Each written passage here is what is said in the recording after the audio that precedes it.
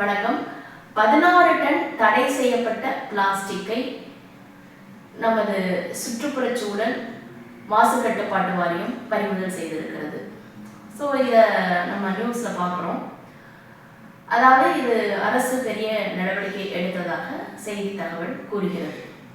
தமிழகத்தை பொறுத்தவரை நாளுக்கு நாள் பிளாஸ்டிக்கின் உபயோகம் அதிகரித்து கொண்டேதான் போகிறது.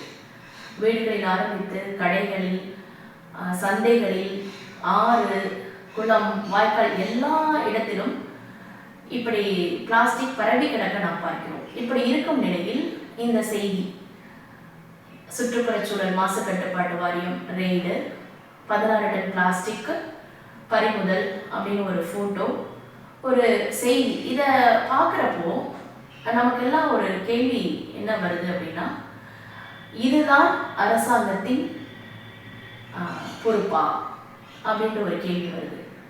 அதாவது இந்த 16 டன் தடை செய்யப்பட்ட பிளாஸ்டிக் ஒரு நாளில் உற்பத்தியானது அல்ல. இந்த 16 டன் பிளாஸ்டிக் உற்பத்தியை செய்த நிறுவனங்கள் யார், அவர்களுக்கு அனுமதி கொடுத்தது யார், அவர்களை கண்காணிக்காமல் விட்டது யார், இந்த கேள்விகளுக்கு நமக்கு பதில் இருக்காது.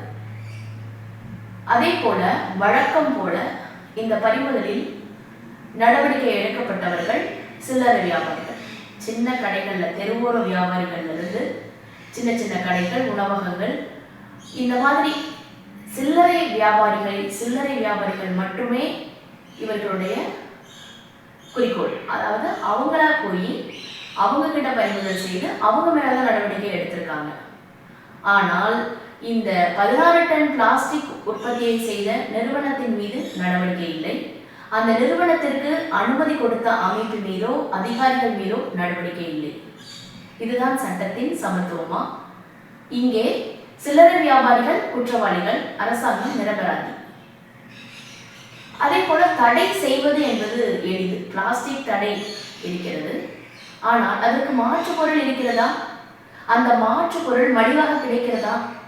அந்த மாற்று பொருளுக்கு உற்பத்திக்கு அரசாங்கம் ஆதரவு இருக்கிறதா? இந்த கேள்விகளுக்கும் நமக்கு பதில் கிடையாது. ஆக ரெய்டு முடிஞ்சனையும் அந்த 16 டன் பிளாஸ்டிக்கையும், அதாவது தடை செய்யப்பட்ட பிளாஸ்டிக்கும் அழிக்கப்படுமா அல்லது திரும்பவும் சந்தையில் விடப்படுமா? இதற்கு பொறுப்பேற்கும் அமைப்பு எது? அதற்கும் நமக்கு விடையில்லை.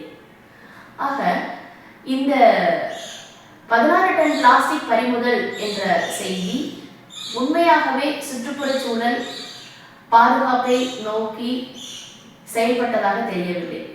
உண்மையான சுற்றுப்புறச்சூழல் பாதுகாப்பு என்பது இது இல்லை.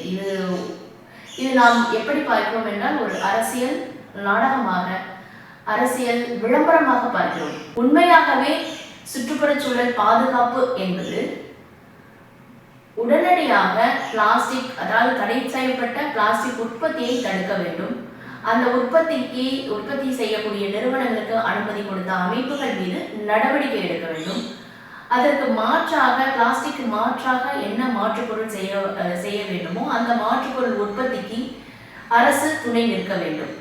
இத்தனை நடவடிக்கைகளும் இல்லாமல் எந்த நடவடிக்கை எடுத்தாலும் மழையில் குடையில்லாமல் நனைந்து நடந்து செல்வதற்கு சமம். தடை செய்யப்பட்ட பிளாஸ்டிக்கை பிடிப்பது எளிது, ஆனால் அந்த பிளாஸ்டிக் உற்பத்தி செய்யும் நிறுவனத்தையோ அதன் அமைப்பையோ அதற்கு அனுமதி கொடுத்தவர்களையோ பிடிப்பதுதான் மிகவும் கடினம். அந்த கடினமான பணியை மிகவும் ஈடுபாட்டுடனும் உடனடியாக அந்த கடினமான பணியை நமது அரசாங்கம் மேற்கொண்டால் நமது தமிழகத்தின் நிலை மாறும்.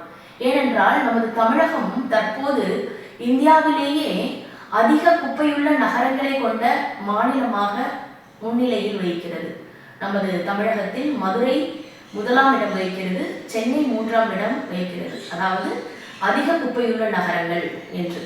ஸோ இந்த மாதிரியான ஒரு பெயர் பெற்ற இந்த தமிழகம், அரசாங்கம் இந்த பிளாஸ்டிக் உற்பத்தி செய்யும் நிறுவனங்கள் மீது நடவடிக்கை எடுத்து அதை தடை செய்தால் கண்டிப்பாக தமிழகம் சுற்றுப்புறச்சூழல் தூய்மையான ஒரு தமிழகமாக, நமது மாநிலமாக, சுற்றுப்புற சீர்கேடு இல்லாத மாநிலமாக, தூய்மையான மாநிலமாக நமது தமிழகம் ஒளிபெறும் என்பதில் ஐயமில்லை.